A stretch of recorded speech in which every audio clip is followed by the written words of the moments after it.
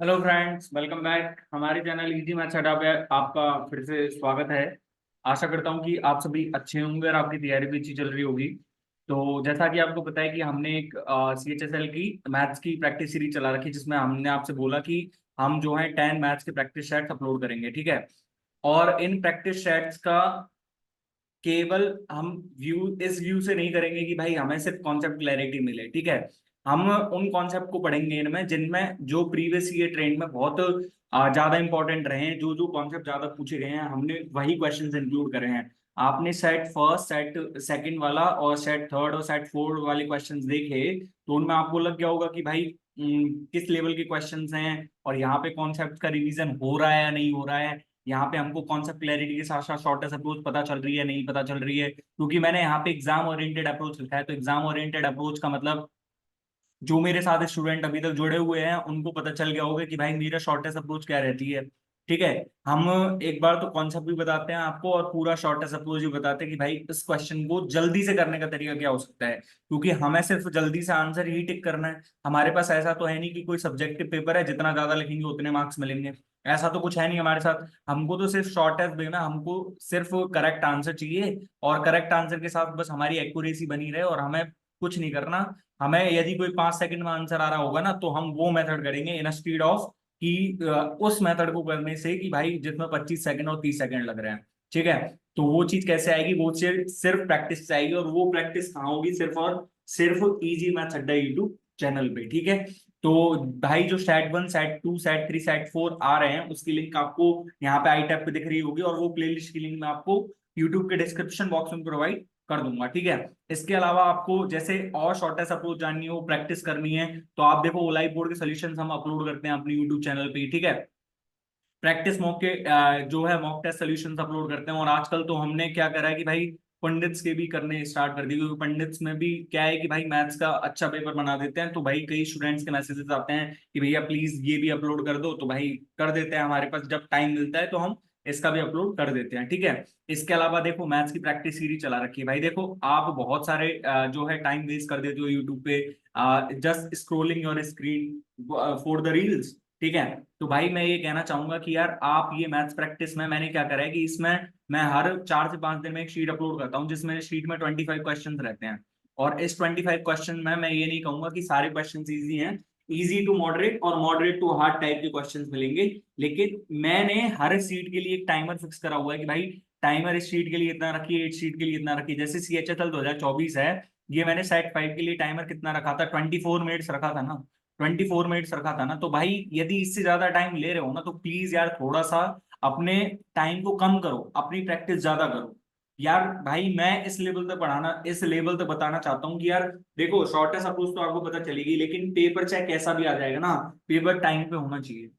Time पे होना चाहिए भाई। ये नहीं होना चाहिए कि भाई मैथ्स की वजह से सिलेक्शन रुक गया, मैथ्स में क्वेश्चन नहीं हुए, मैथ्स में टाइम कम पड़ गया। तो भाई ये तो नहीं होगा। यदि आप हमारे साथ जुड़े हुए हैं तो मैं पूरी गारंटी के साथ कह रहा हूँ ये चीज है, ठीक है।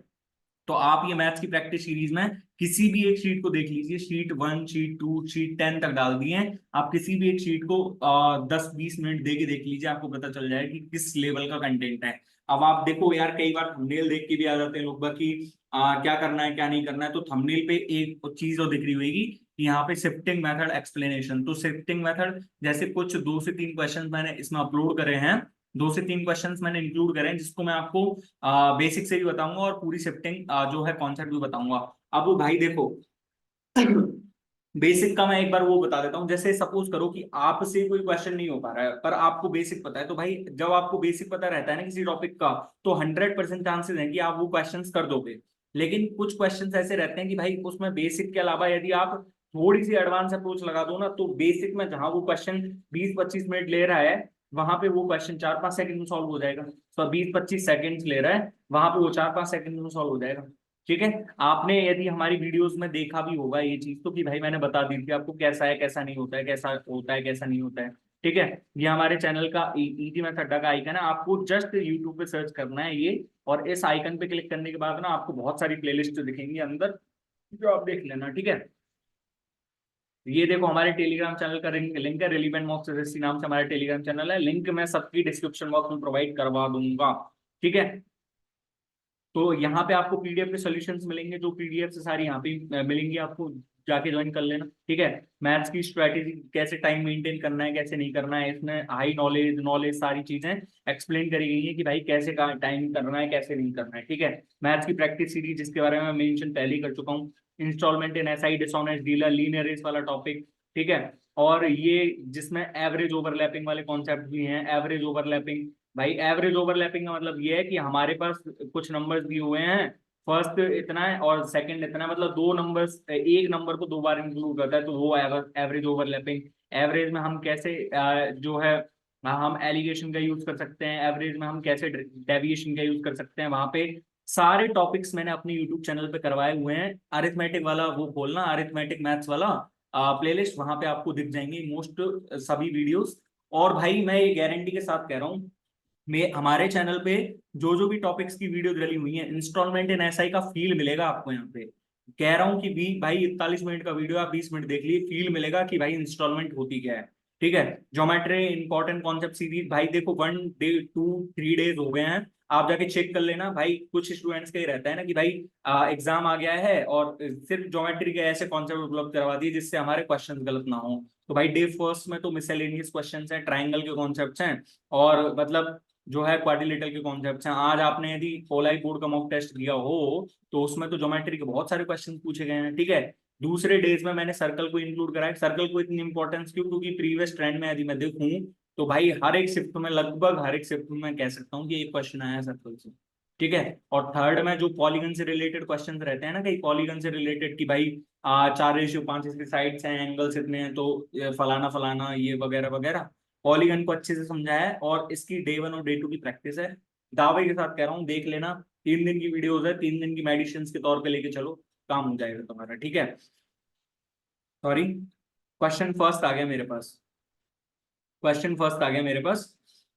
X and Y are two station which are 280 kilometre apart. A train start at a station at a certain time from X and travels towards Y at 60 kilometer per hour. After 2 hours, the another train starts from Y and travels towards X at 20 kilometer per hour. After how many hours does the train leaving from station X meets the train which left from Y?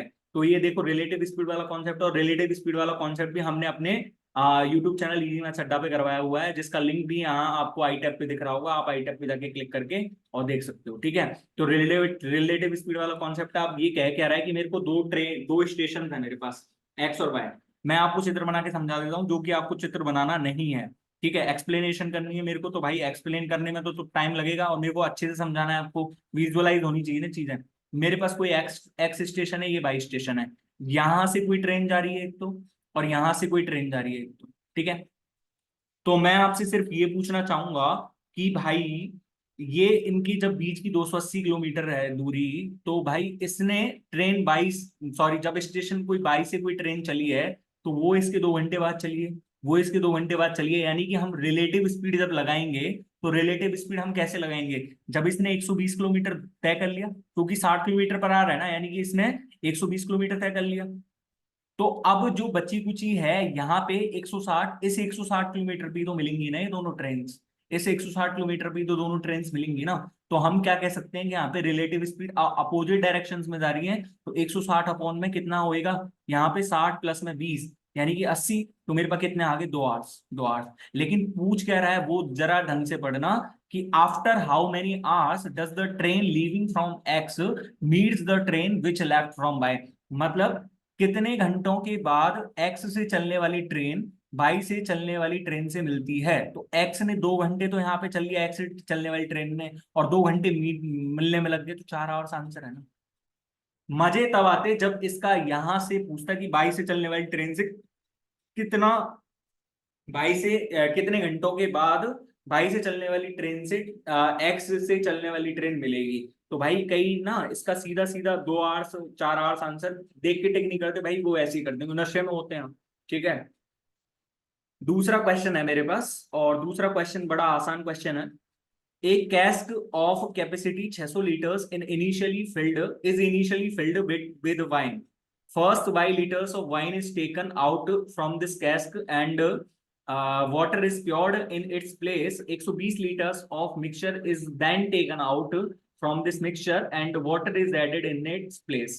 मतलब ये कहना क्या चाह रहा है, मैं आपसे सिर्फ मिक्सचर एंड एलिगेशन के क्वेश्चंस है ना भाई, आजकल हम देखें तो बहुत ट्रेंड में चल रहे हैं, ये बहुत ट्रेंड में चल रहे हैं ये।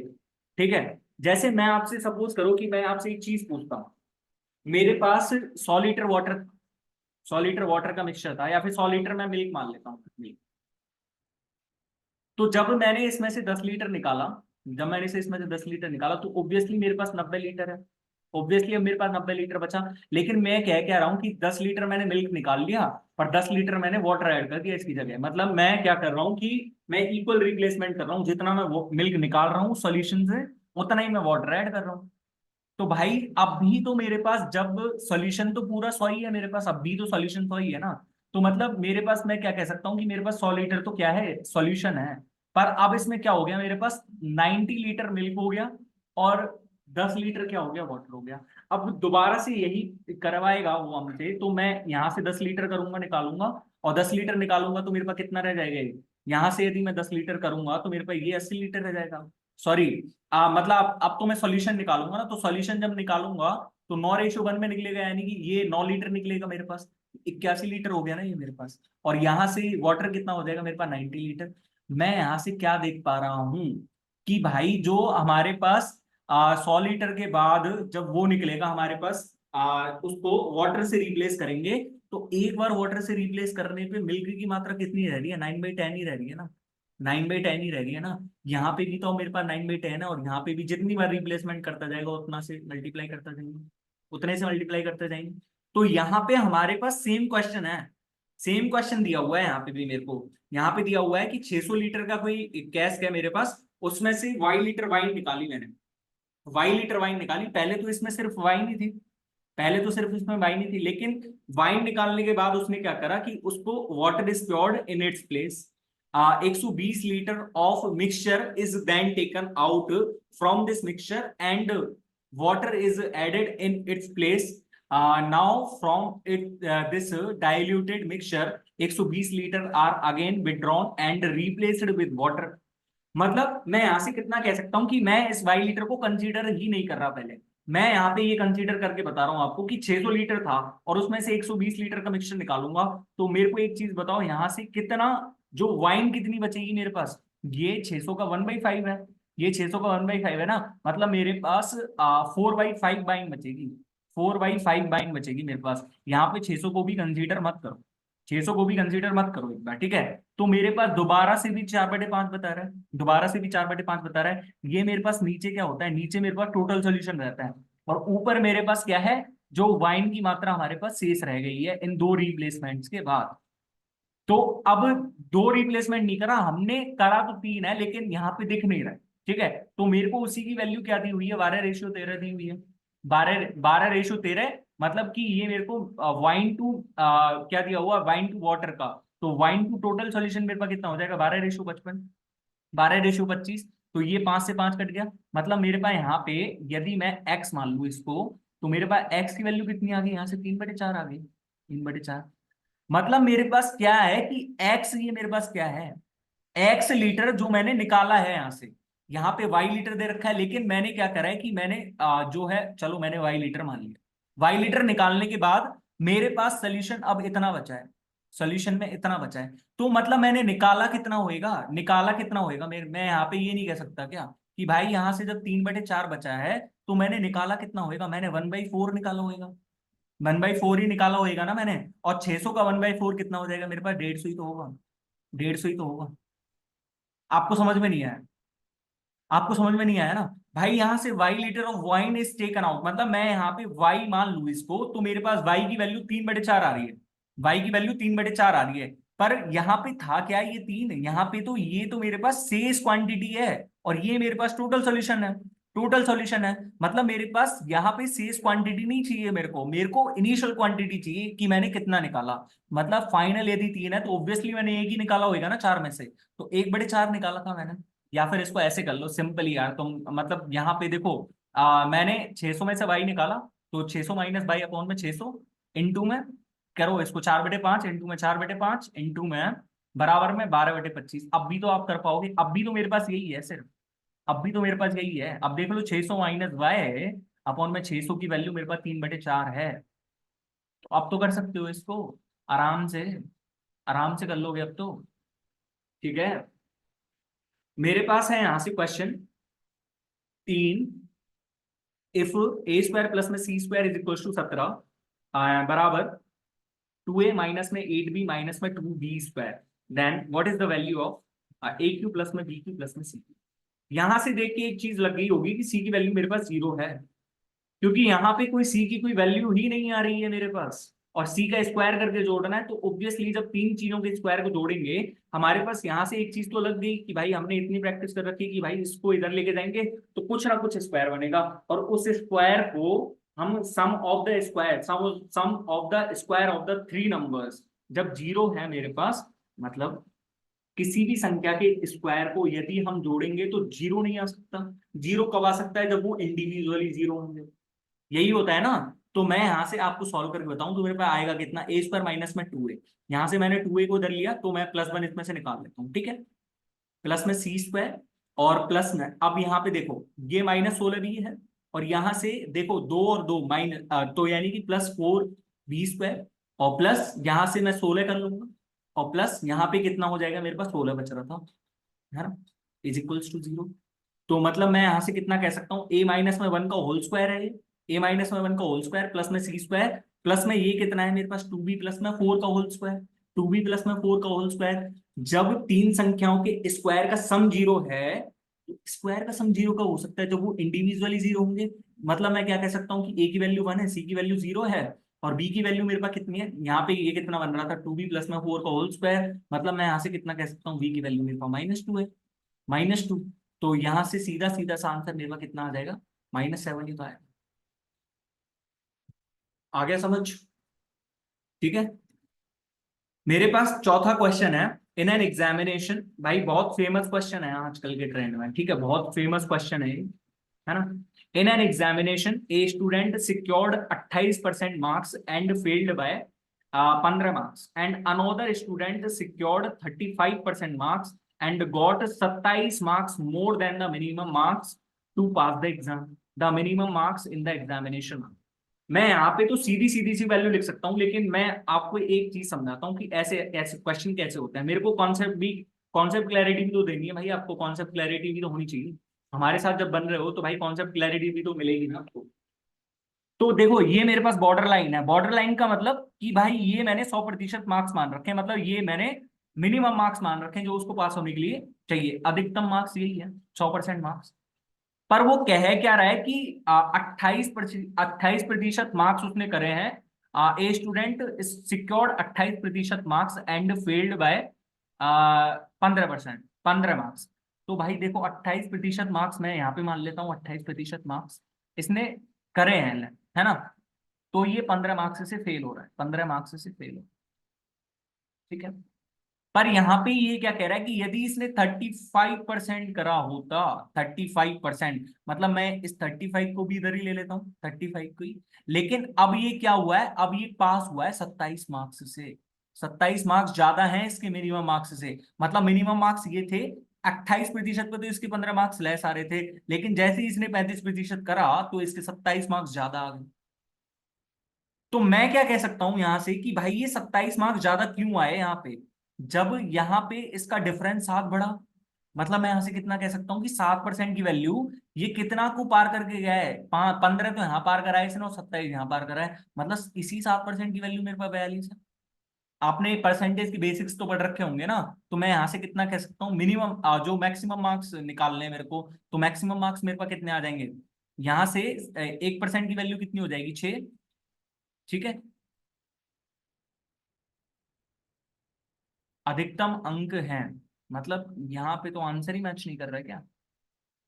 सचिन 42, 28%, 15 अंकों से अनुत्तीर्ण हो गया, और एक छात्र ने उत्तीर्ण होने के लिए न्यूनतम अंक से 27 अंक प्राप्त किए, अधिक प्राप्त किए, मतलब 27 और 15 42।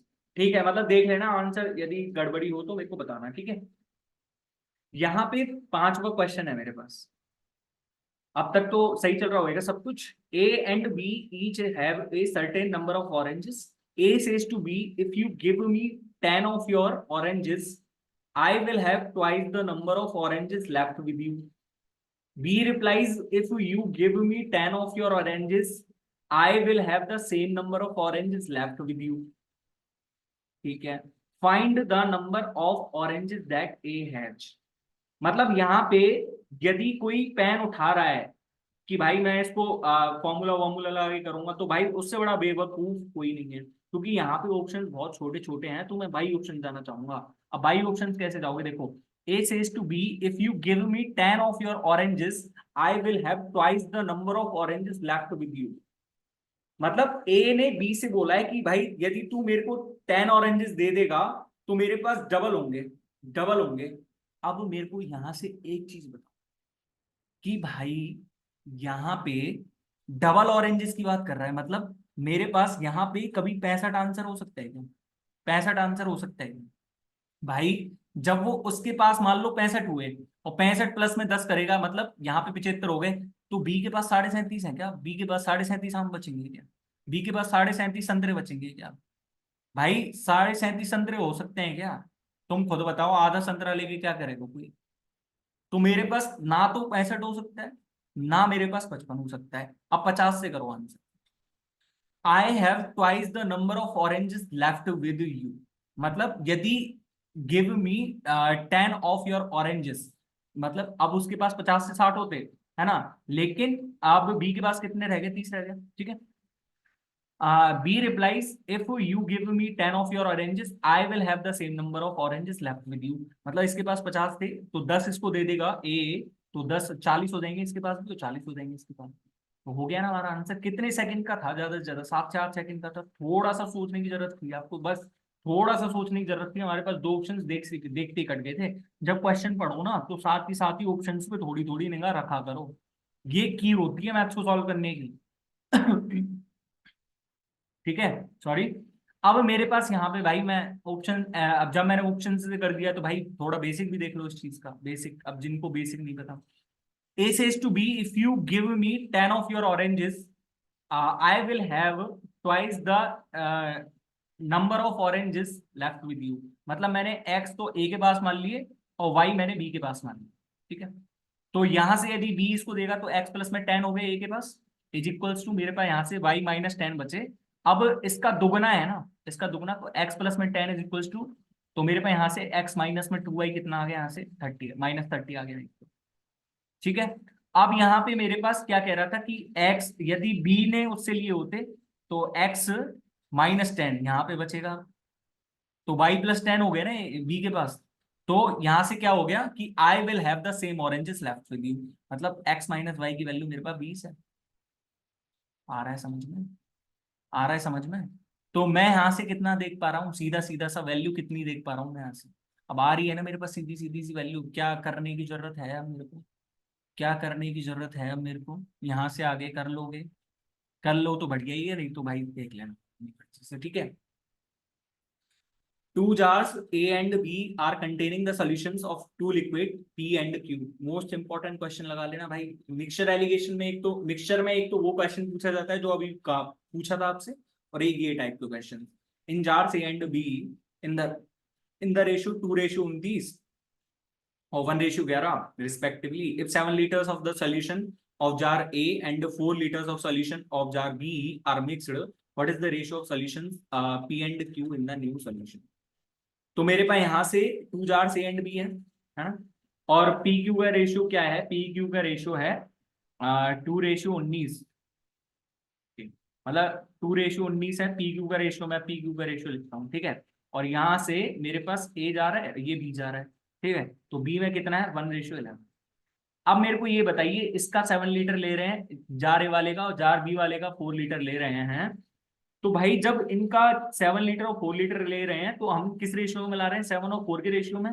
भाई पर 7 और 4 के रेशियो में मिलाने से पहले इनकी क्वांटिटी को तो सेम कर लो, इनकी क्वांटिटी को। अब यहां से तुमने यदि 7 ले लिया, यहाँ से तुमने 4 ले लिया, क्या गारंटी है कि आने वाला जो मल्टीपल रहेगा वो भी 7:4 में रहेगा? कोई नहीं है ना, यहाँ से दिख भी नहीं रहा है। तो यहाँ पे ये मेरे पास 12 है, ये मेरे पास टोटल 21 बन रहा है। मतलब मैं यहाँ पे यदि 4 से और यहाँ पे यदि 7 से मल्टीप्लाई कर दूं, 84 84 हो जाएगा मेरे पास, 84 84 हो जाएगा ना। अब इसका मेरे को 7 लेना है, इसका मेरे को 4 लेना है, तो 7 और 4, ठीक है। अब हमको अल्टीमेटली तो क्या करना है, इसका गुना करना है, इसका गुना करना है, दोनों का रेशियो ही लेना है। तो क्यों ना मैं ऐसे यहीं काट दूं, 7 से 7 कट गया, 4 से 4 कट गया, तो मेरे पास कितना आ जाएगा, 3:30 ही तो आ रहा है, यानी कि 1:10 ही आ रहा है। पी से क्यू का ही पूछ रहा है ना, हाँ पी से क्यू का ही पूछ, ठीक है, 1:10। अच्छा, 7वां क्वेश्चन। अब आपको जो मैंने बोला था कि भाई शिफ्टिंग, हमारे पास कोई चीज होती है शिफ्टिंग मेथड। एक तो मैं आपको शिफ्टिंग मेथड पूरा पूरा बताना चाहूंगा यहाँ पे, है ना, ठीक है। अब मेरे से क्या क्या रहा है, ढंग से पढ़ना question. A started the work and left after working for 3 days, then B was called and he finished the work in 6 days। मतलब मैं यहाँ पे एक बेस लाइन बनाऊं कि ए ने यहां तक काम करा, ए ने क्या काम करा, 3 days तक काम करा, ठीक है, और यहां पे आके छोड़ दिया, और शेष काम को बी ने करा। बी ने कितने दिन कर दिया, 6 days कर दिया, ठीक है, ओके। तो हमारे पास जो टोटल काम है वो 9 days में फिनिश हो गया, वो तो ठीक है। If A left the work after working 2 days, 2 days मतलब यहां से यहीं पे छोड़ दिया उसने 2 days पे, ए ने 2 days ही काम कराया, और B would have finish the remaining work in 9 days, 9 days।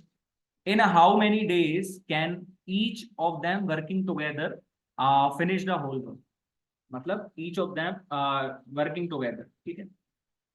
तो अब मेरे को बताओ यहां से शिफ्टिंग कैसे लगा। यहाँ ए ने 3 days तक काम करके छोड़ दिया, अब शेष काम को बी ने कराया। यहाँ पे ए ने 2 days तक काम कराया और शेष काम को 9 days में कराया बी ने।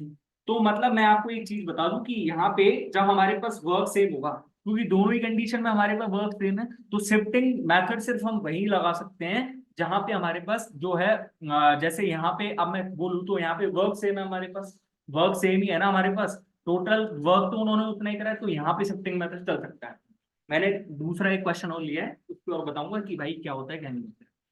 पर यहाँ पे मेरे को एक चीज बताओ कि 3 days है यहाँ पे और यहाँ पे 2 days है, पर यहाँ पे ये 6 days में ले रहा है और यहाँ पे ये 9 days ले रहा है।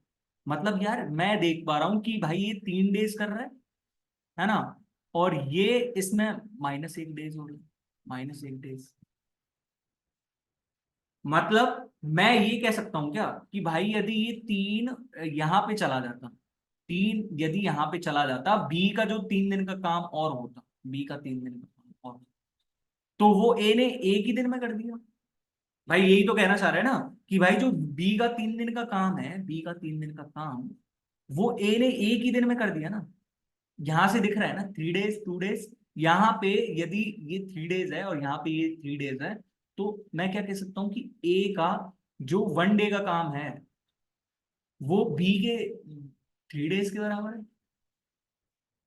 तो मैं यहां से एक चीज कह सकता हूँ कि मेरे पास 2 days का काम कितना हो जाएगा, 6 days के काम के बराबर, 6 days के काम के बराबर। मतलब मैं यहां से कितना कह सकता हूँ कि अब मेरे पास जब ए का 2 दिन का काम है, तो यहाँ पे बी के 6 days के बराबर है, 6 दिन के बराबर है वो। मतलब मैं यहां से कितना कह सकता हूँ कि ए का 2 days के बराबर ही है ये काम। तो अब पूरे काम को ए ने यहां से यहां तक ही करा है ना, पूरे काम को अब ए नहीं करा है यहां से यहां तक, तो मैं कितना कह सकता हूँ कि ए ने जो टोटल काम करा है वो 5 दिन में करा है, ठीक है। अब यहाँ पे ए ने 2 days तक वर्क करा है और ए का 2 दिन का किया हुआ वर्क बी के 6 दिन के बराबर है, मतलब बी का 6 days लिख सकता हूँ मैं। तो यहां से यहां तक टोटल काम अब किसने करा है, बी नहीं करा है, बी नहीं करा है ना ऑब्वियसली। तो यहाँ पे मैं कितना लिख सकता हूँ कि बी ने टोटल काम कितना दिन में करा होगा, 15 days में। अब यहाँ से लिख लो यदि टोटल काम को 15 है तो 3 इसकी एफिशिएंसी, 1 इसकी एफिशिएंसी, 15/4 आ गया ना। ये होता है शिफ्टिंग मेथड। शिफ्टिंग मेथड हमने क्या देखा कि यहाँ पे जो ए ने पहले 3 दिन कर रहा था और बी ने 6 दिन में करा रिमेनिंग वर्क को, लेकिन यदि ए 2 days में करता और तो बी ने 9 days मतलब बी ने 3 दिन ज्यादा लिए। मैं यहां से यही तो कहना चाह रहा हूं ना कि भाई ए ने एक दिन कम लिया है यहाँ पे, ए ने एक दिन कम लिया है, वो एक दिन कम कब लिया है, जब बी के 3 days बढ़ गए। तो मैं यहां से कहना यही तो चाह रहा हूं कि भाई बी का जो 3 दिन का काम है वो ए के 1 दिन के काम के बराबर है, वो ए के 1 दिन के काम के बराबर है। भाई जिसका दिमाग चलता है ना उसका थोड़ा सा भी लगा दो इसमें, आपको समझ में आ जाएगा ये चीज। इससे भी अच्छा आप क्या ही बताऊंगा इसमें। ठीक है। अब भाई जैसे देख लो, मैं कहता हूँ कि भाई बेसिक का क्या रोल होता है, तो भाई देखो बेसिक वाले भी देख लो। मेरे पास 3 डेज तक काम करा। अब ये मत कह देना कि भाई वो 3 डेज में काम कंप्लीट कर सकता है तो एक्स डेज मान लेते हैं, ऐसे मत करना। मैं यहां से क्या देख पा रहा हूं कि मेरे पास वर्क है ना जो सेम है, वर्क मेरे पास सेम है। ठीक है। तो यहां से मैं देख पा रहा हूं, यदि मैं ए की एफिशिएंसी को मैं एक्स मान लूं और बी की एफिशिएंसी को मैं वाई मान लूं, तो मेरे पास यहां से 3 डेज में कितना काम कर दिया होगा ए ने, 3x प्लस में 6y इज इक्वल्स टू, मेरे पास यहां से 2x प्लस में 9y तो होगा। भाई जो इनके द्वारा किया हुआ कार्य, यदि ए 3 दिन काम करेगा तो बी ने 6 दिन, और ए यदि 2 दिन तो बी ने 9 दिन। तो इन दोनों के द्वारा किया हुआ वर्क तो सेम ही है ना। मतलब मैं यहाँ से कितना देख सकता हूँ, एक्स बराबर 3y, यानी कि एक्स अपॉन में वाई इज इक्वल टू 3:1 आ रहा है। मतलब मेरे पास टोटल वर्क मैं अब यहाँ से निकाल लूंगा, टोटल वर्क मेरे पास कितना हो जाएगा, 3 या 9, और 9 प्लस में 6 15, 15। और यहाँ से मेरे पास टोटल कितना आ जाएगा, टोटल एफिशिएंसी 4 ही है ना, तो 15/4 डेज ही तो आ रहा है ऑप्शन। ठीक है। शिफ्टिंग मेथड भी समझा दिया और बेसिक भी समझा दिया। अब मैं दोबारा आपको शिफ्टिंग मेथड समझा देता हूँ कि भाई इनमें शिफ्टिंग मेथड लगाने से क्या हो सकता है। A person covers a distance of 300 kilometre partly by train and partly by car. If he travels 60 kilometre by train and rest by car, it takes 4 hours to cover that distance. मतलब यहां से कह क्या रहा है कि ये मेरे पास 60 किलोमीटर ट्रेन से चल रहा है। देखो यहाँ पे ये ट्रेन लिख लेता हूँ और यहाँ पे ये लिख लेता हूँ मैं कार। ठीक है। तो 60 किलोमीटर यदि ट्रेन से चलता, और तो शेष कितना हो जाएगा मेरे पास, 240 किलोमीटर। तो उसने कितने आवर्स लिए, 4 आवर्स लिए। ठीक है। यहां पे वो कितना कह रहा है कि ट्रेन से यदि 100 किलोमीटर चला होता तो मेरे पास रेस्ट को यदि कार से चला होता तो 4 आवर 10 मिनट, 4 आवर 10 मिनट लगते उसको, 4 आवर्स 10 मिनट। कब, जब ये शेष काम यानी कि 200 किलोमीटर। तो यहाँ पे आप देख पा रहे हो कि शिफ्टिंग मेथड लगा पा रहे हैं, क्यों लगा पा रहे हैं, क्योंकि यहाँ पे हमारे पास देखो दोनों से डिस्टेंस तो सेम ही आ रही है ना, डिस्टेंस। यहाँ पे भी डिस्टेंस मेरे पास 300 है, यहाँ पे भी डिस्टेंस मेरे पास 300 है। तो भाई सेम चीज हो गई ना, मतलब यहाँ पे शिफ्टिंग मेथड मैं लगा सकता हूँ। तो शिफ्टिंग मेथड ही मैं आपको बताना चाह रहा हूँ कि भाई शिफ्टिंग मेथड ये होता है। ठीक है। तो शिफ्टिंग मेथड से जैसे अब ये 60 चला और ये यहाँ से 240 किलोमीटर, तो 4 घंटे में कर लिया। 100 किलोमीटर चला, 200 इससे चला तो 4 आवर 10 मिनट लग रहे हैं। तो भाई मैं देख पा रहा हूँ ना कि यहाँ पे सीधा सीधा 10 मिनट लग रहे हैं मेरे को। तो ये 10 मिनट क्यों लगे, 10 मिनट क्यों लगे, मतलब मैं यहां से एक चीज और देख पा रहा कि यदि यहां से इसने 40 इसको दे दिए, मतलब ये 40 अब कार से ना चल के यदि ट्रेन से चलता, इसी वजह से मेरे पास 10 मिनट और बढ़ रहे हैं, इसी वजह से मेरे पास बढ़ रहे हैं 10 मिनट। तो मेरे को क्या करना है कि ये जो 10 मिनट बढ़ रहे हैं वो किसकी वजह से बढ़ रहे हैं, वो 40 किलोमीटर की वजह से बढ़ रहे हैं। 40 किलोमीटर 10 मिनट में बढ़ा रहे हैं, 10 मिनट बढ़ा रहे हैं। तो मैं ऐसा करता हूं कि मैं अब पूरे ही जो 240 है ना उसको ही इस ट्रेन से चलाना चाह रहा हूं। तो 240 पे कितना बड़ा होता है, 240 किलोमीटर पे 60 मिनट बढ़ गया होता, 240 पे 60 मिनट बढ़ गया होता ना। भाई यहां से यदि 40 किलोमीटर ट्रांसफर कर रहा है इसको, तो ये यहां से 10 मिनट ज्यादा ले रहा है। तो मैंने क्या करा कि मैं इसको अब कार से चला ही नहीं रहा हूं, यदि ट्रेन से चलाऊंगा तो ट्रेन 60 मिनट, यदि ट्रेन पूरा 300 मीटर 300 किलोमीटर चलती तो 1 घंटा और लेट होता। मतलब 1 घंटा और लेट होने का मतलब ये है कि अब ये 4 से नहीं 5 आवर लेती है ट्रेन। यदि ये ट्रेन कवर करती ना पूरी डिस्टेंस को तो ये 5 आवर लेती, तो ये 5 आवर लेती। मतलब मेरे पास यहाँ से ट्रेन की गति कितनी आ गई, ट्रेन की गति सीधी सीधी से आ गई ना मेरे पास 60 किलोमीटर पर आवर, क्योंकि 300/5 ही तो आ रहा है। 300 किलोमीटर को यदि मैं 5 आवर में तय कर रहा हूँ तो 60 किलोमीटर पर आवर। पर यहाँ से कार की स्पीड भी तो कोई पूछ सकता था ना, कार की स्पीड। तो कार की स्पीड के लिए अब मेरे को उल्टा जाना है कि यहाँ पे मेरे पास 100 किलोमीटर है, यहाँ पे मेरे पास 60 है, यहाँ पे मेरे पास 240 है, यहाँ पे मेरे पास 200 किलोमीटर है।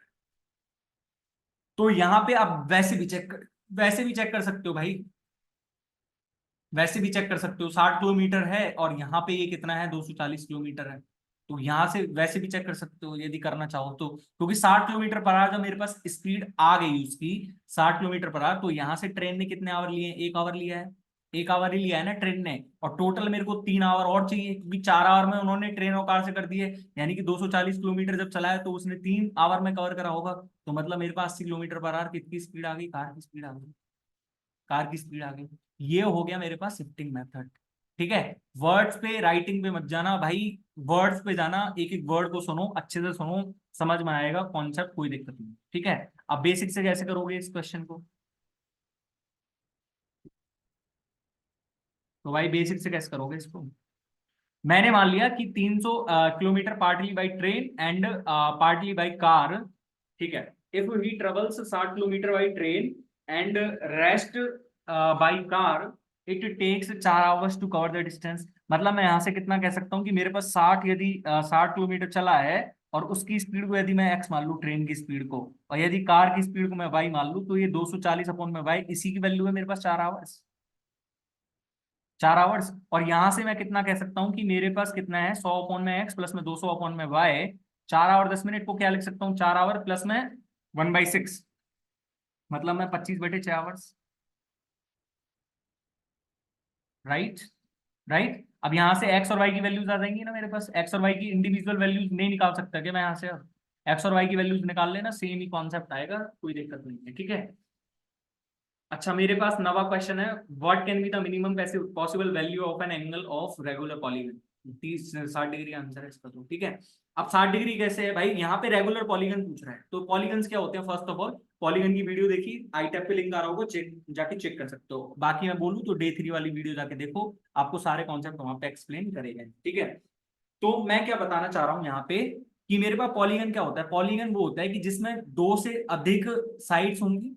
मतलब मैं यहाँ से क्या कह सकता हूँ, त्रिभुज है, चतुर्भुज है, पंचभुज है, षटभुज है, मतलब मेरे पास कोई 3 या 3 से ज्यादा भुजाएं होनी चाहिए, 3 या 3 से ज्यादा भुजाएं होनी चाहिए।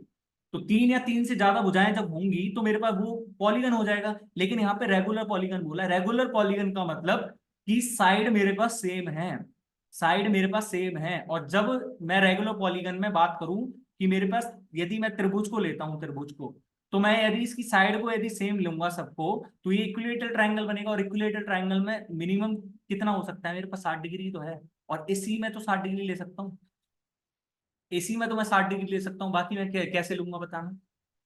तो मेरे पास इसका क्या आंसर है, 60 डिग्री। ठीक है, 10वां क्वेश्चन है, the sides of A B and E C triangles A B C are produced to P and Q respectively. ठीक है, मतलब यहाँ से ए बी सी की कोई ट्राइंगल्स है मेरे पास, यहाँ से ए बी सी कोई ट्राइंगल है, और ए बी और ए सी को प्रोड्यूस करा जाता है पी एंड क्यू तक। The bisectors of C B P and angle B C Q meets at O, यहाँ पे ओ पे मिलते हैं।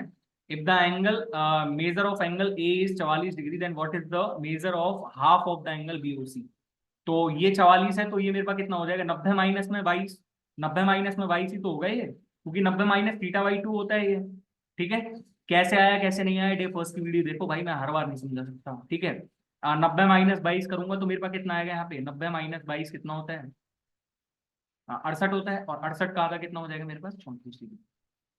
ठीक है, 11वां क्वेश्चन है मेरे पास, और 11वां क्वेश्चन है, A shopkeeper buys some quantity of lemon at the rate of 6 for rupees 5 and sold them at the rate of 5 for rupees 6.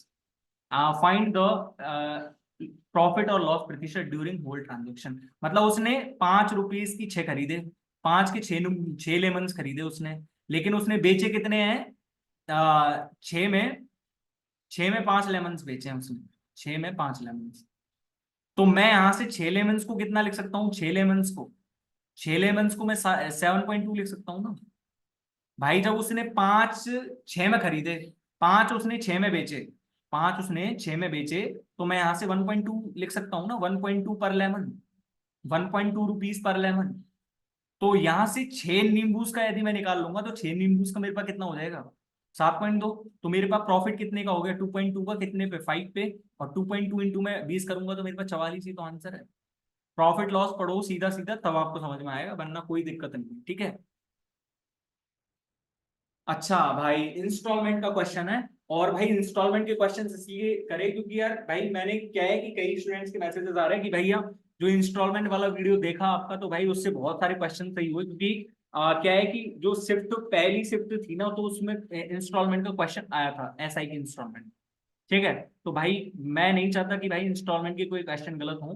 तो आप एक बार इंस्टॉलमेंट की फील यदि लेना चाहते हो तो हमारे चैनल इजी मैथ्स अड्डा पे सर्च करना कि easy installment by easy maths Adda. ठीक है, वहां पे आ जाएगा। A sum of rupees 16,000 borrowed for 3 years ago, hence is fully repaid in three annual installments. First installment is 1/2 of second installment, and second installment is 2/3 of third installment. If the rate of interest is 10% per annum, find the value of second installment. भाई मेरे को instalment calculate करनी है, पर instalment calculate करने से पहले चाहे आपको क्वेश्चन में टाइम लग जाए, लेकिन आपको इंस्टॉलमेंट वाला क्वेश्चन सही ही होगा। आपको यदि फील लेनी है तो एक बार जरूर देखना। 41 मिनट का वीडियो, 20 मिनट तो आप वैसे ही स्क्रॉल करते हुए निकाल दे, तो भाई 20 मिनट की वीडियो देख लो, क्या हो जाएगा। ठीक है भाई, ये है कि फील आएगा बिल्कुल। तो मेरे पास जब इंस्टॉलमेंट तो मेरे को निकालनी है, पर मेरे को 3 ईयर्स में है, मतलब 3 इंस्टॉलमेंट देनी है मेरे को। तो फर्स्ट ऑफ ऑल तो मैं क्या निकालता हूँ, फर्स्ट ऑफ ऑल तो मेरा काम रहता है कि मैं अमाउंट कैलकुलेट करूंगा कि अमाउंट मेरे पास कितना रहेगा। 16,000 का 30%, 16,000 का 130% हो जाएगा ना। ठीक है, तो 16,000 का 130% मेरे पास कितना हो जाएगा, 0 0, और 16 × 13 करूंगा तो मेरे पास आ जाएगा 208। तो इतने रुपीस मेरे को चुकाने थे। यदि मैं इंस्टॉलमेंट में ना देके एक साथ देता तो उसको 20,800 देता, लेकिन उसने इंस्टॉलमेंट करवा रखी है। तो मैं लिख रहा हूं यहाँ पे देखो, फर्स्ट सेकंड एंड थर्ड। ठीक है, तो यहाँ पे पीछे से देखो कि second installment, and second installment is 2/3 of the third installment. मतलब मैं थर्ड इंस्टॉलमेंट को यदि 300 मान लूं, तो सेकंड इंस्टॉलमेंट मेरे पास कितनी की रह जाएगी, 200 की। और फर्स्ट इंस्टॉलमेंट मेरे पास कितनी की रह जाएगी, 100 की। इंस्टॉलमेंट ऐसी तो है। देखो थर्ड जो सेकंड इंस्टॉलमेंट हो गई ना 2/3 ऑफ थर्ड, और ये हो गया ना हाफ इसका फर्स्ट इंस्टॉलमेंट। और मैंने आपको एक चीज बताई थी कि ये 100 है पर फर्स्ट ईयर में जब ब्याज लगा तो 100 इंस्टॉलमेंट जब मैंने दे दी, तो इस 100 यूनिट पे मेरे पास 2 ईयर्स का ब्याज तो लगा ही नहीं है। 2 ईयर्स का ब्याज तो लगा ही नहीं है, मतलब मैंने यहाँ से 20% बचा लिया इसके। यहाँ से मैंने 20% बचा लिया इसका, 20 यूनिट यहाँ से बचा ली मैंने, 20 यूनिट। और यहां से भी, यहां से कितने ईयर्स का ब्याज नहीं लगा इस पे, यहाँ पे इस पे सिर्फ 2 ईयर्स का लगा है, एक ही लास्ट ईयर का नहीं लगा, तो इसने यहाँ से 10% बचा लिए। 200 का 10% कितना हो जाएगा, 20 यूनिट। तो मैंने आपको यही तो बताया था कि जो मेरे पास टोटल अमाउंट रहता है, वो सम ऑफ टोटल इंस्टॉलमेंट्स प्लस जिस इंस्टॉलमेंट पे मैंने जितना पैसा बचाया है। मतलब यहाँ पे मैंने 20 तो इस पे बचा लिया 2 ईयर्स करके, और एक ईयर करके इस पे बचा लिया, तो 40। तो मेरे पास यहाँ से 100 200 300 300 300 600 640 की वैल्यू ही मेरे पास कितनी दी हुई है, 20,800। ठीक है, कैसे लिखा कैसे नहीं लिखा वो आप एक बार जाके देखोगे तभी आपको पता चलेगा। मैं आपको 8 से काट के बता देता हूँ इसको। 8 दूनी 16 और 8 × 48 0। ठीक है, तो मेरे पास एक की वैल्यू कितनी आ गई, 260/8। अब मेरे को चाहिए किसकी वैल्यू, मेरे को 200 की वैल्यू चाहिए, 200 की वैल्यू। तो 260 इंटू में 25 कर दो, 25 की 150, यानी कि 6500 आंसर। बहुत इजी से टॉपिक है ऐसा ही कि इंस्टॉलमेंट वाला, बहुत इजी। ठीक है, 13वां क्वेश्चन है, when a 2 digit number is multiplied by the sum of its digit, the product is 405। when the sum obtained by interchanging the digits of the original number is multiplied by the sum of its digit, the product is 486। find the sum of the squares of the digits of the number। मेरे पास यहां से सीधा सीधा दिख रहा है, ये मेरे पास होता है 9 × 45। तो मेरे पास कहीं वही तो नंबर नहीं है, 45 ही तो नहीं है। तो sum of the digits of the square मेरे पास कितना हो जाएगा, 4 का स्क्वायर 5 का स्क्वायर, 41 आंसर। आपको यदि नंबर की थोड़ी बहुत भी नॉलेज है ना, तो 7 से 8 सेकंड का आंसर था। आपको यहाँ पे क्या चाहिए थी, नंबर नॉलेज चाहिए थी सर, नंबर नॉलेज। ठीक है, देख लो ना यहाँ पे, when the number obtained by interchanging, interchange के बाद मेरे पास कितना हो जाएगा, 54 हो जाएगा। ठीक है, 54 the digit of the original number is multiplied by the sum, यानी कि 54 × 9 करना है मेरे को। 54 × 9 करूंगा तो मेरे पास यही तो आ रहा है। ठीक है, अब यहाँ पे कैसे करोगे, मैंने कोई नंबर मान लिया एक्स वाई मान लिया मैंने। ठीक है, तो एक्स वाई को मैं ऐसे ना लिख के मैं ऐसे लिख सकता हूँ, 10x प्लस में वाई है मेरे पास वो नंबर। ठीक है ना, ठीक है। मतलब मेरे पास यहाँ पे क्या लिख रहा है, when a two digit number is multiplied by the sum of its digit the product is 405। मतलब मेरे पास टू डिजिट नंबर ये हो गया, है ना, और इसको मेरे को इसके सम के डिजिट से करना है, तो x प्लस में y, इसी की वैल्यू मेरे पास 405 है। और यहां से मेरे पास वाई एक्स होएगा ना, इनको पलट के वाई एक्स, तो यहां पे मैं क्या लिखूंगा कि 10y प्लस में x, और इसी की वैल्यू मेरे को x प्लस में y से मल्टीप्लाई करके मेरे को इसकी वैल्यू क्या दी हुई है, 486। ठीक है, ठीक है भाइयों। तो मैं यहाँ से एक बार यहाँ से सॉल्व करूंगा तो मेरे पास कितना आएगा, देखो 10x² प्लस में 10xy, और प्लस में सॉरी 11xy हो जाएगा ना, xy प्लस में 10xy प्लस में xy। ठीक है, और y² की वैल्यू मेरे पास 405 है। और यहां से मेरे पास कितना आ जाएगा, 10y² प्लस में x² प्लस में 11xy की वैल्यू मेरे पास कितनी है, यहाँ से 486।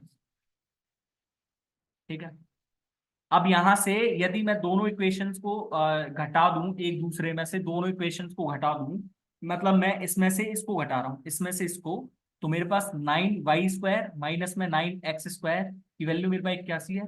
मतलब मेरे पास y² माइनस में x² की वैल्यू ही तो कितनी है, y² माइनस में x² की वैल्यू ही तो मेरे पास 9 है। ठीक है, एक बार यहां से x² प्लस में y² निकाल लेना कैसे भी करके, आ जाएगा ना आंसर। y² माइनस में x² की वैल्यू 9 है मेरे पास। अब तो देख के समझ जाना चाहिए कि भैया ऐसा ही नंबर आएगा कुछ। ठीक है, a certain number of students from school X appeared in an examination and 30% students failed. 150% more students than those from school X appeared in the same examination from school Y.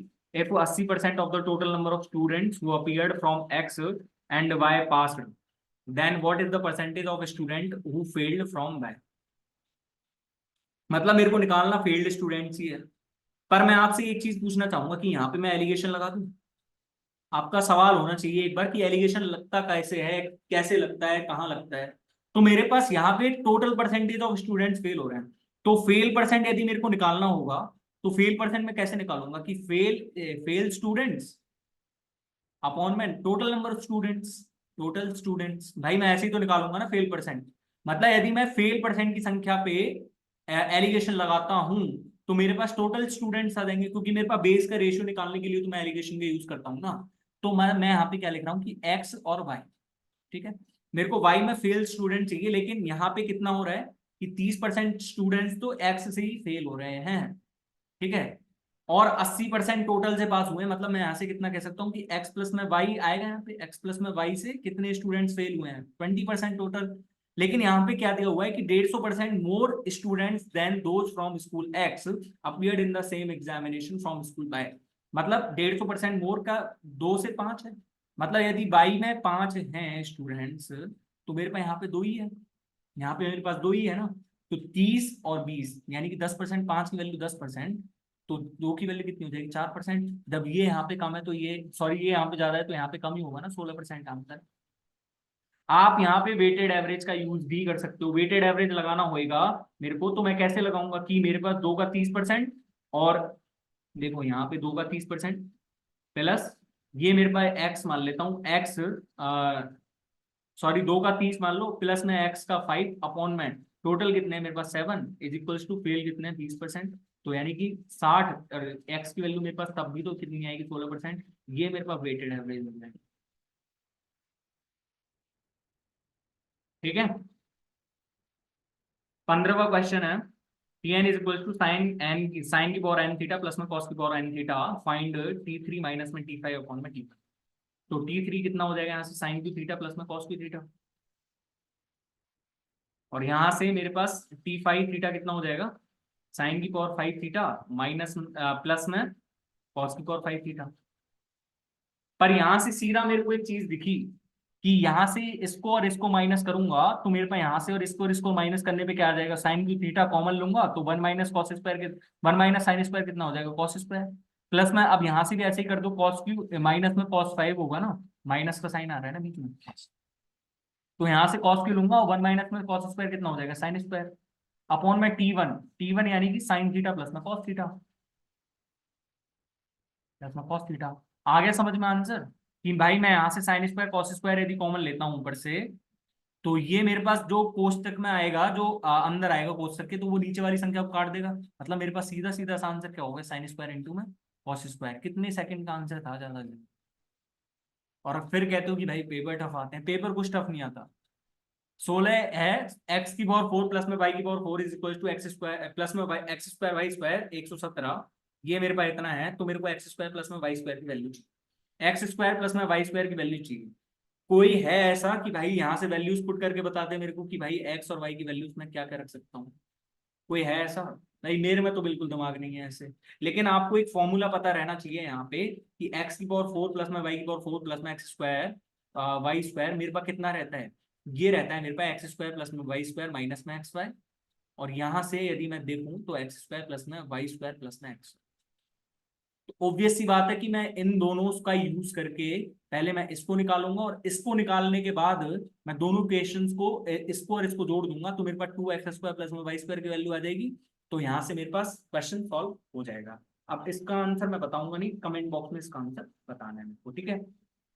17वां question है, pie chart का question है। तो pie chart के question तो I hope आपसे आते ही होंगे अच्छे। तो कमेंट में बताना है इसका आंसर, ठीक है। Comment your answers.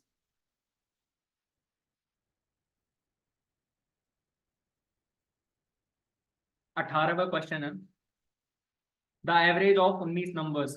Average overlapping वाला कॉन्सेप्ट है भाई, और एवरेज ओवरलैपिंग वाला अच्छे से समझा है भाई अपने चैनल पे ही। इजी मेथड का सर्च कर लेना वहां पे जाके, ठीक है। The average of 19 numbers is 48। The average of first 7 number is, चलो मेरे पास, मैं समझा ही देता हूँ आपको। मेरे पास 19 नंबर्स थे। ये क्या कह रहा है कि फर्स्ट 7 नंबर के मैंने मान लिया कि यहाँ तक मेरे पास 7 नंबर्स थे। तो मेरे पास इसका कितना हो गया, 50.6। And that of last 13 number, last 13 number का करूंगा मतलब 13 और 7 तो 20 होता है मेरे पास, 13 और 7 तो 20 होता है। मतलब लास्ट 13 नंबर में मैं करूं, तो मेरे को क्या करना पड़ेगा कि भाई ये जो लास्ट नंबर है ना, मतलब लास्ट नंबर 7वां था, तो मेरे को इस 7वें नंबर को 2 बार कंसीडर करना पड़ेगा। ये जो 7th नंबर है ना मेरे पास, 2 बार कंसीडर हो रहा है। तो यही है एवरेज ओवरलैपिंग, और कुछ नहीं है। 47.6। If the 7th number is excluded then what is the average of remaining numbers, ठीक है। तो भाई अब मेरे को क्या करना है, देखो यहाँ पे एवरेज ओवरलैपिंग के साथ साथ आपको एवरेज का डेविएशन वाला कॉन्सेप्ट भी समझ लेना है, ठीक है। यहाँ पे मेरे पास 19 नंबर्स का 48 था। मतलब यहाँ पे 7 नंबर्स का यदि 2.6 है, तो एक पे कितना बढ़ रहा है, 2.6 बढ़ रहा है, तो 7 पे कितना बढ़ा होगा, 18.2 बढ़ा होगा। 18.2 ही तो बढ़ा होगा, 26 7 182।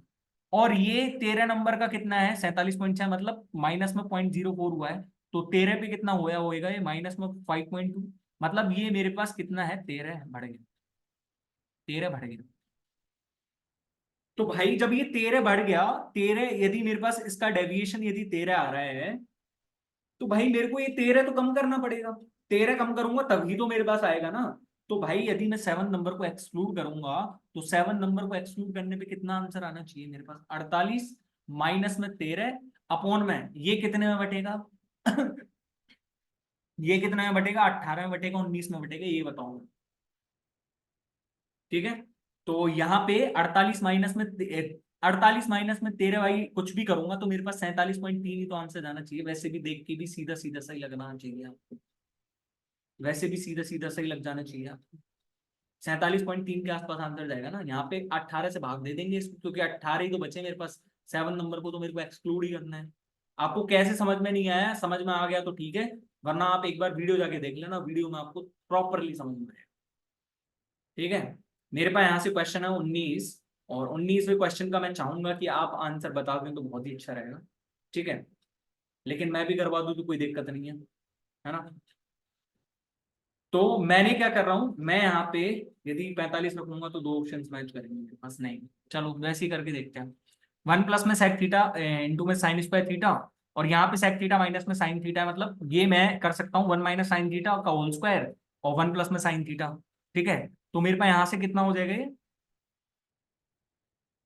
कॉस स्क्वायर थीटा इंटू में 1 माइनस साइन थीटा अपॉन में कॉस थीटा। इसको सॉल्व करने का है ये सिर्फ। तो मैं यहाँ से इसको कितना लिख सकता हूँ, कॉस थीटा इंटू में 1 माइनस साइन थीटा। ठीक है। ऐसे ऐसे ही लिख सकता हूँ ना मैं इसको। और यहां से यदि मैं देखूं तो मेरे पास ये 1 अपॉन में कॉसेक थीटा है, तो 1 अपॉन में कॉसेक थीटा को होल स्क्वायर, मतलब ये यहां से ये ऊपर वाला कट जाएगा, पर ऊपर मेरे पास क्या आ जाएगा, कॉसेक स्क्वायर थीटा आ जाएगा। घूम घाम के भाई मैं पूरा प्रॉपरली तो बता नहीं पा रहा हूँ, बस मैं सीधा ही देख पा रहा हूँ, क्योंकि अब भाई देखो वीडियो बहुत बड़ी जा रही है, वीडियो ना बहुत बड़ी जा रही है ना। और ये यहाँ से भी कॉस प्लस में कॉसेक बनेगा, तो यहाँ पे देखो ये भी कॉस प्लस, ये भी ऊपर वाला ही बन रहा है, ये भी ऊपर वाला ही बन रहा है। तो यहाँ से कॉमन लेके कुछ ना कुछ घटाना है, कुछ ना कुछ करना है आपको, और आपको अपना कमेंट ही कर देना है आपको आंसर, ठीक है, कमेंट आंसर, ठीक है। अब तो इजी सा क्वेश्चन है भाई, वीडियो ज्यादा बड़ी हो जाएगी इस वजह से, आप बता देना, कोई दिक्कत नहीं है, ठीक है। मेरे पास है यहाँ से question, there are some children in a camp and their average is 40।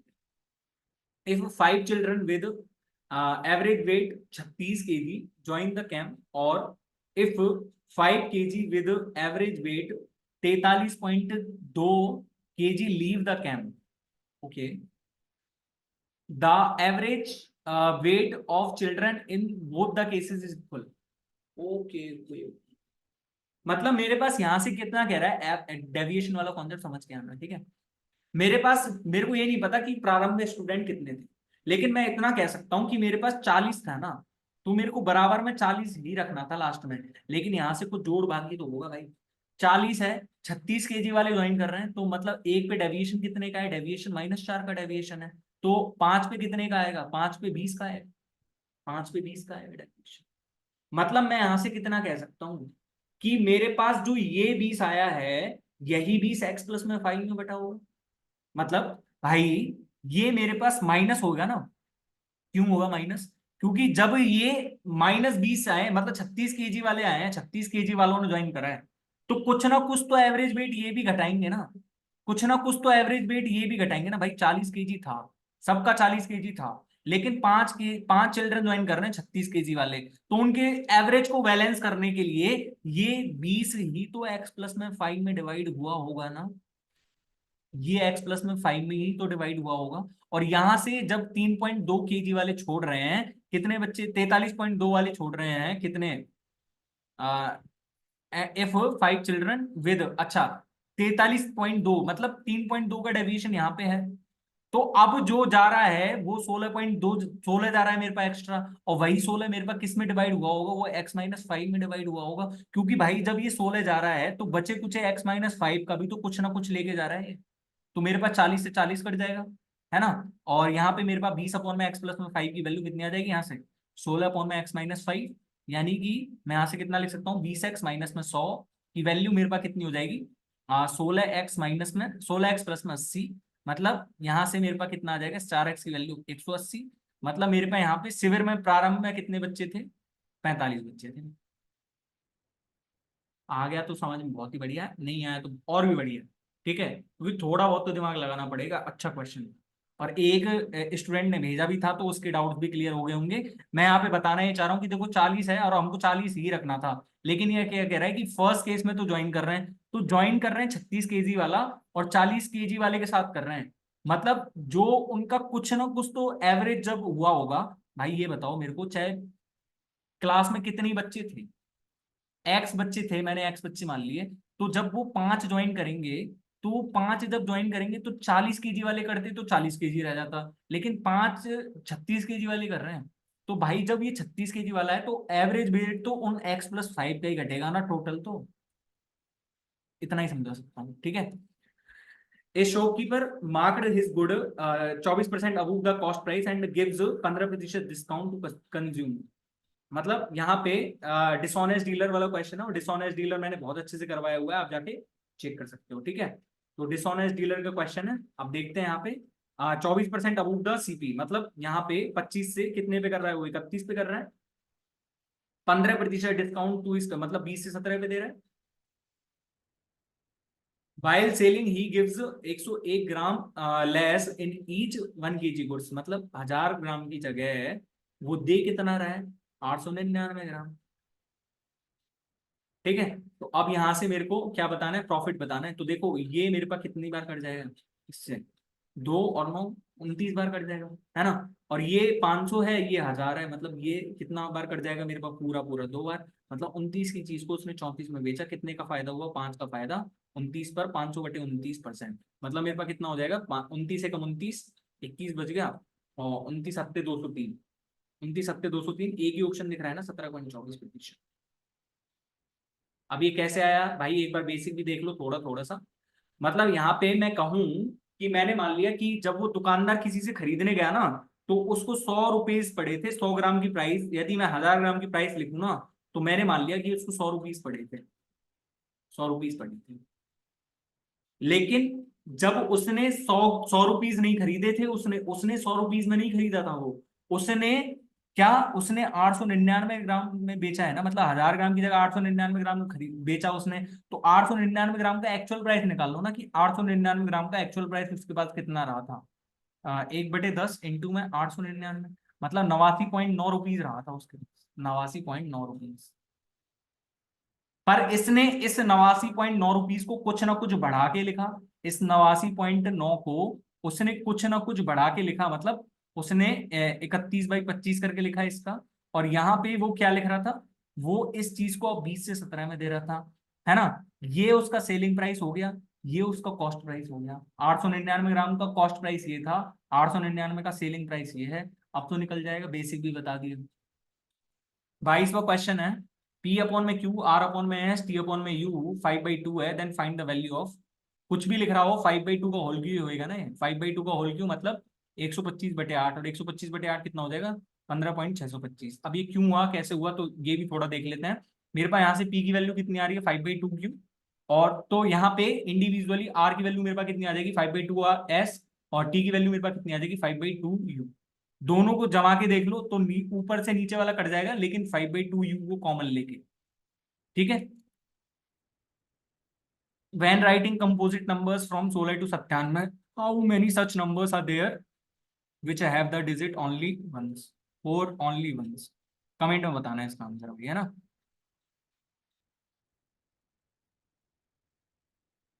The perimeter of a square is 5.6 meter. If the side of the square is 20 centimeter more than the breadth of the rectangle and 10 centimeter less than the length of the rectangle, 0.2 metre हो गया ना, 0.2 metre. मतलब मैं कितना कह सकता हूँ कि उसकी जो ब्रेड्थ है रेक्टेंगल की वो कितनी है, 5.4 मीटर। और उसका जो लेंथ है, लेंथ कितना आ जाएगा उसका, लेंथ 10 सेंटीमीटर लेस है, मतलब पॉइंट, अरे मोर है ना ये, तो 5.8 होगा ना, 5.8। और यहाँ पे लेस है तो मतलब यहाँ पे 5.5 metre. Then what is the perimeter of rectangle in metre. तो पेरीमीटर निकाल पाओगे ना, तो पेरीमीटर निकाल पाओगे, ठीक है। ये शायद ऑप्शंस गलत हैं क्या यहाँ पे, चलो देख लेना जो भी है ना। 25वां क्वेश्चन है, सर्कल से क्वेश्चन है, और सर्कल का डे 2 वाला वीडियो देखो आप, ज्योमेट्री के important concept series. In the given figure two chords of a circle intersect with in the circle, then find the statement is false. AO into में OB is equal to OC into में OD, AO into में OB, OC into में OA। Proof भी करके बताया भाई, ये तो हमारे पास सही है, क्योंकि हमारे पास देखो ये वाला एक ट्राइंगल ये बन गया, ये वाला एक ट्राइंगल ये बन गया, दोनों को इसको कर दो सिमिलर। और सिमिलर करोगे तो भाई जो कॉरेस्पॉन्डिंग साइड होती है वो एक दूसरे के अनुपात में फिक्स होती है, कर देना कुछ भी। कोण BOC is equals to DOB, कोण BOC is equals to DOB, नहीं है, गलत है भाई। AO इंटू में OD is equals to OB into में OC, AO इंटू में OD, ये भी गलत है भाई। 2 और 3 हमारे पास फॉल्स हो गए, ठीक है। तो इसी तरह हमने 25 क्वेश्चंस कंप्लीट कर लिए हैं, और 6 सेट में भी अच्छे क्वेश्चंस डाले जाएंगे। और आई होप आपको वीडियो भी अच्छा लगा होगा। वीडियो अच्छा लगा है तो प्लीज इसको लाइक करना और चैनल को सब्सक्राइब करना बिल्कुल मत भूलिएगा। बहुत सारे कॉन्सेप्ट्स हैं, आपको क्लैरिटी मिल गई होगी। शिफ्टिंग मेथड का ये आपको पता चल गया होगा, कब लगाना है, कैसे लगाना है, और किन हालातों में लगाना है, ठीक है। तो भाई इसको शेयर करना बिल्कुल मत भूलिएगा। थैंक यू सो मच, मिलते हैं नेक्स्ट वीडियो में, तब तक के लिए बाय।